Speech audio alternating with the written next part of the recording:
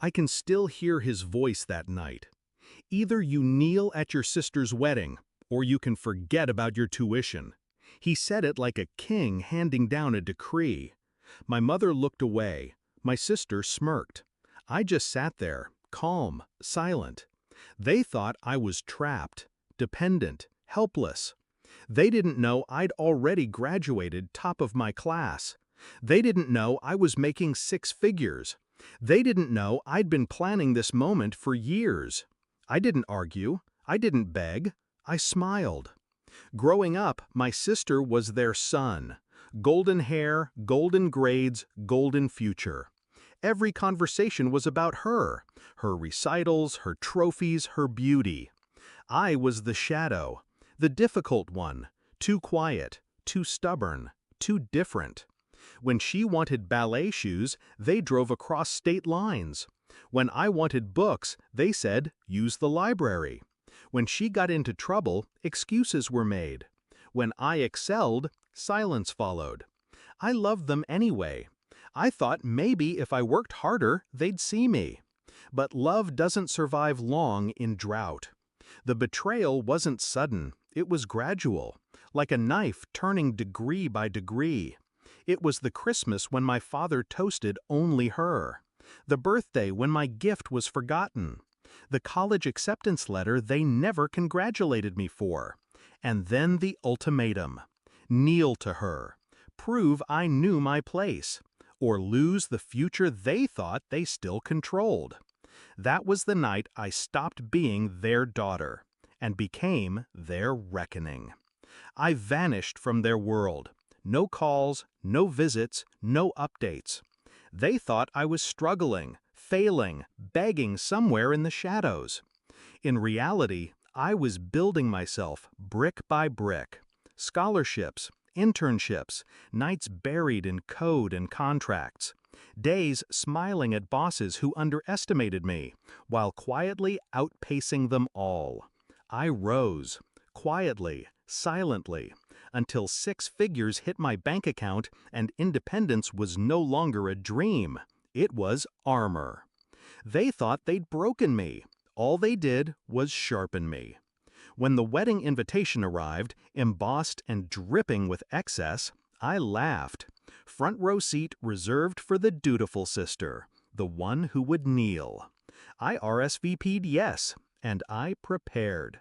Step 1, I acquired the venue's financials. Not hard when you consult for their accounting firm. One overdue payment, one clause in the contract, and I had leverage. Step 2, I reached out to her fiancé's business partner. It didn't take much to make him talk. Turns out, the groom had been siphoning money from their company to fund this extravagant, perfect day. Step 3, I secured the microphone. One envelope, one flash drive, one perfectly timed interruption. The wedding day smelled of roses and money. My sister glowed in white lace. My father strutted like a general presenting his prized weapon. My mother clung to her pearls as if they gave her spine. I walked in, calm, silent. The prodigal daughter returned. When the priest asked if anyone had reason this marriage shouldn't proceed, I stood. Gasps rippled through the room. I didn't shout. I didn't cry. I slid the flash drive into the projector and pressed play. Bank statements, misused funds, fraud spelled out in numbers. The fiancé's voice on recordings, mocking my sister, bragging about using her family's money as his safety net. Silence. Then whispers. Then screams. My sister's face crumbled. The golden mask shattered. My father surged forward, red with fury. "How dare you!" he roared. I met his eyes, steady. "You threatened to cut my tuition, remember? I graduated without your help. I built everything without you. And today, I took back my name." He froze. For once, he had no decree to give.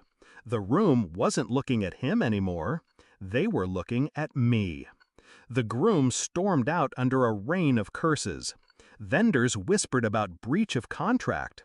Guests fled with scandal on their tongues. The perfect day collapsed, brick by brick, until all that remained was ruin, and me, standing in the center of it.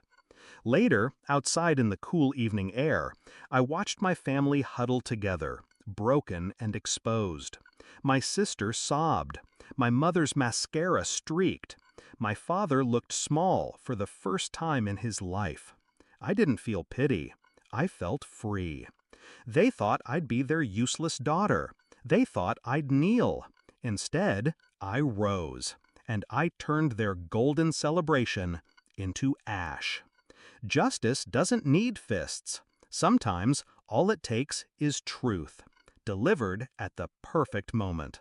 And I have perfect timing.